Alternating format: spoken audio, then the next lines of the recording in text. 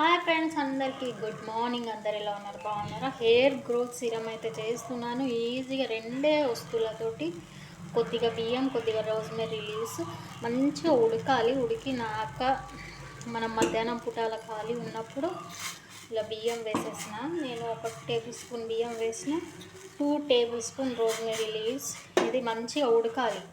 ఎట్లా మనకు decoction colour వస్తుంది. మంచిగా డికాషన్ కలర్ వచ్చినాక ఆఫ్ చేసేసి అలానే వదిలేసి 1 అవర్.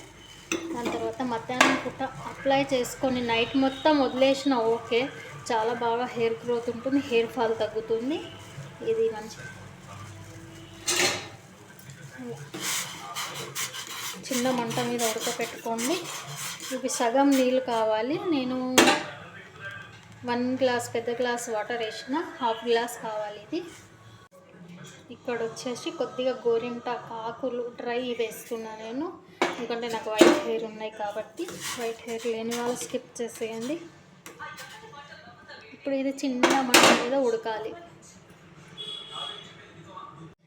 ఇట్లా ఫ్రెండ్స్, ఈ డికాషన్ కలర్ రావాలి మనకు. కలర్ వస్తే గ్యాస్ ఆఫ్ చేసుకొని ఒక 1/2 అవర్ చల్లగా అయ్యే వరకు వదిలేసి మంచిగా హెయిర్కి స్ప్రే బాటిల్ ఏమైనా ఉంటే దాంట్లో వేసుకొని ఇట్లా స్ప్రే చేసుకోండి. ఎంటికలకి చేసుకొని ఒక 1/2 అవర్ ఎండనియండి. హెయిర్ మొత్తం ఎండినాక దీన్ని ఏం చేయండి అంటే మంచిగా 2 డేస్ పెట్టండి కంటిన్యూ. అట్లనే హెయిర్ ఆరిపోయినాక నార్మల్గా జడ వేసుకోండి, సరిపోతుంది. మళ్ళీ నెక్స్ట్ డే అదే ప్రాసెసింగ్ చేయండి.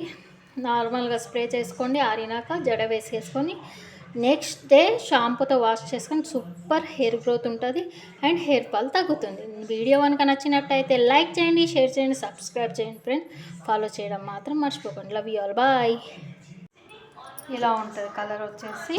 ఇది మనకు 2 డేస్కి సరిపోతుంది.